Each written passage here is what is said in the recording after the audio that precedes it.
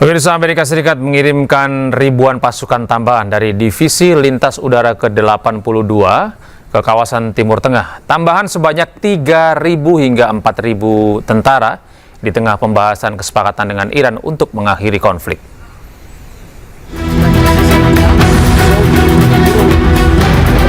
Pasukan elit sebanyak 4.000 ini bermarkas di Fort Bragg, North Carolina dan dikenal mampu melakukan operasi tempur termasuk serangan udara melalui penerjunan.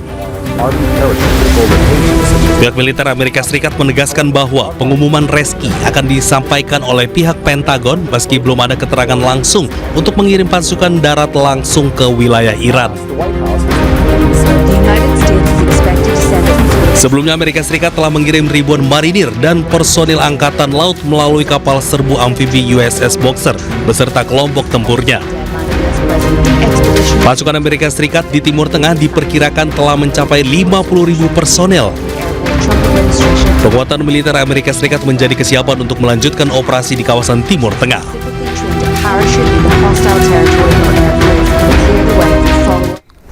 Sementara itu, pemirsa, warga Israel di bagian utara hidup dalam ketakutan. Hampir setiap 10 menit sekali sirine berbunyi, pertanda mereka harus segera berlari ke tempat perlindungan.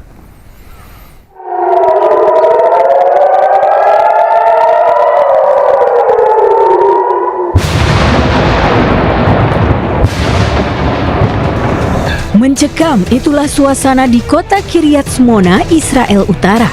Warga Israel hidup dalam ketakutan di tengah serangan roket Hizbullah. Warga Israel Utara menjadi cemas karena merasa jadi sasaran serangan lintas batas Hizbullah yang secara rutin terus berlangsung sejak perang AS Israel dengan Iran 28 Februari lalu. Menurut warga setempat, setiap 10 menit ada alarm yang mengharuskan mereka pergi ke tempat perlindungan. Komando Pertahanan Dalam Negeri mendesak warga untuk patuh tetap berada di tempat perlindungan. Beberapa hari sebelumnya ada ledakan besar, sebuah roket yang menghantam beberapa rumah di kota tersebut. Clear the area, but what I want to emphasize is the rocket that was used here is a cluster missile. This has one purpose and one purpose only: to maximize civilian damage and casualty counts. So we call on the public, continue listening to instructions of the Home Front Command and the Israel Police. Stay close to protected shelters. When sirens go off, go in protected shelters. We've seen this save lives time and time again. Di tengah saling serang antara Amerika Serikat, Israel, dan Iran, burung gagak menyelimuti langit Tel Aviv.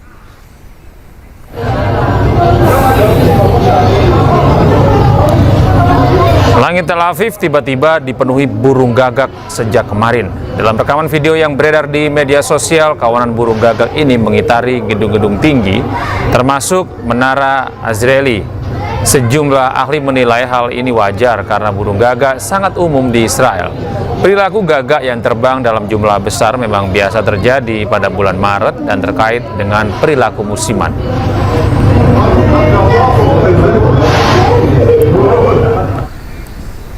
Sementara itu, Presiden Jerman Frank-Walter Steinmeier menyampaikan kritik keras terkait konflik Amerika Serikat Israel di Iran. Ia menyebut perang Amerika Serikat terhadap Iran merupakan pelanggaran hukum internasional.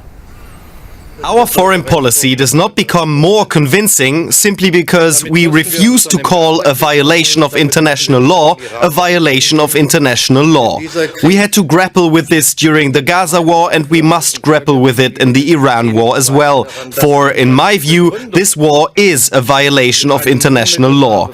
There is little doubt that, in any case, the justification of an imminent attack on the US does not hold water. This view also appears to be held by some within the US intelligence community. This war is also, please forgive me for saying so as someone directly involved, a politically disastrous mistake. And that's what frustrates me the most, a truly avoidable, unnecessary war, if its goal was to stop Iran from developing a nuclear bomb. Serangan udara Amerika Serikat di Irak Barat menyerang fasilitas medis, 7 orang meninggal dan 13 luka-luka. Pemerintah Irak mengizinkan kelompok paramiliter pro-Iran membalas serangan itu.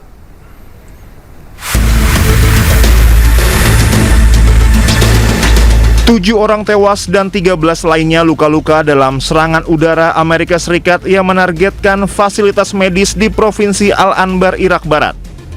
Serangan ini menyasar klinik militer Al-Habaniya serta sejumlah bangunan pendukung di sekitarnya.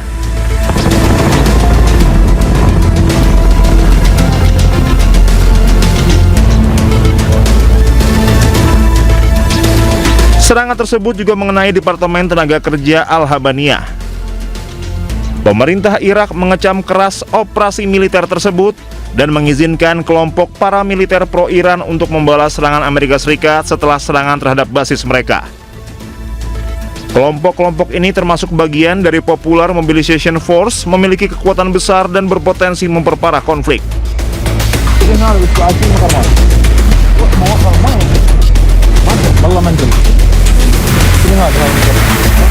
Kelompok Islamic Resistance in Iraq melancarkan puluhan serangan terhadap target Amerika Serikat di Irak dan Suriah.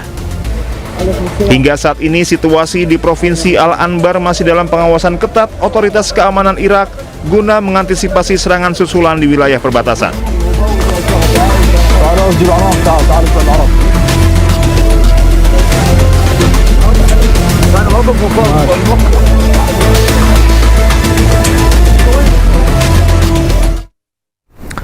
Sebuah ledakan terjadi di Gaza Tengah, diduga ini adalah serangan Israel ke daerah tenda-tenda pengungsi. Akibat ledakan ini, 1 orang tewas dan 7 lainnya terluka.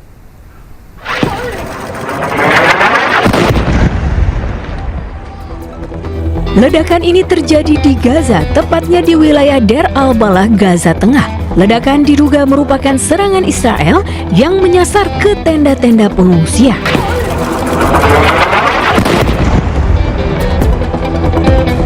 Ledakan yang diduga serangan itu mengenai sebidang tanah kosong yang berdekatan dengan deretan tenda pengungsi. 1 orang tewas dan 7 lainnya terluka. Sementara itu, militer Israel belum memberikan komentar terkait serangan di daerah tersebut. Perang di Gaza sudah dimulai sejak 7 Oktober 2023 setelah Hamas melakukan serangan mendadak terhadap Israel. Di tengah konflik Timur Tengah, bandara di Beirut tetap berjalan normal. Sejumlah maskapai penerbangan komersil pun siap lepas landas. Bandara Udara Internasional di Beirut, yaitu Airport Rafik Hariri, masih terus beroperasi di tengah perkembangan militer di Lebanon dan wilayah lainnya. Para penumpang di airport terlihat tidak khawatir melakukan perjalanan, sementara beberapa maskapai penerbangan juga tampak bersiap untuk lepas landas. CEO bandara di Beirut menyebut operasi tetap berjalan normal dan rencana darurat telah disiapkan.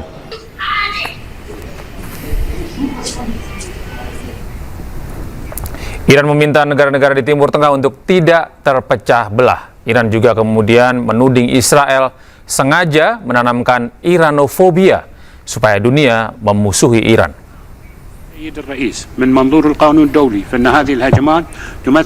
Pernyataan ini disampaikan oleh perwakilan Iran dalam sidang darurat PBB yang digelar di Jenewa, Swiss. Dalam sidang, Iran mengingatkan negara di Timur Tengah untuk tidak terpecah belah oleh fitnah dan serangan yang dilancarkan Israel.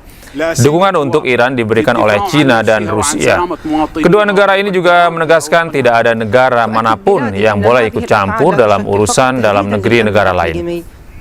Suffering is compounded when false and fabricated narratives replaced with realities are accepted as truth, when defenders are recast as enemies. The malevolent regime of Israel has cunningly turned the President of the United States as executor of its wicked designs. Such mastery poses a grave threat to the entire world.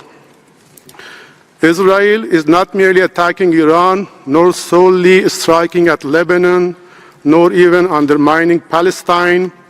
It is assaulting the very fabric of regional order and dragging the entire world toward chaos and peril. Today, we assure our neighbors that Iran will not be the last focus. After Iran, you will become even more accessible targets for the execution of sinister ideological agendas of Israeli regime. those who are today appearing as your friends will cast off their masks tomorrow. For more than 4 decades, Israel has orchestrated the project of Iranophobia, and now they have prepared the grounds of conflict to give life to their malevolent narratives, to draw a wedge between Rekaman yang dirilis oleh militer Iran pada hari Rabu menunjukkan peluncuran rudal yang diklaim menargetkan kapal induk Amerika USS Abraham Lincoln. Komandan Angkatan Laut Iran, Shahram Irani mengatakan bahwa kapal induk Amerika Serikat terus dipantau oleh Angkatan Laut dan Angkatan Darat Iran.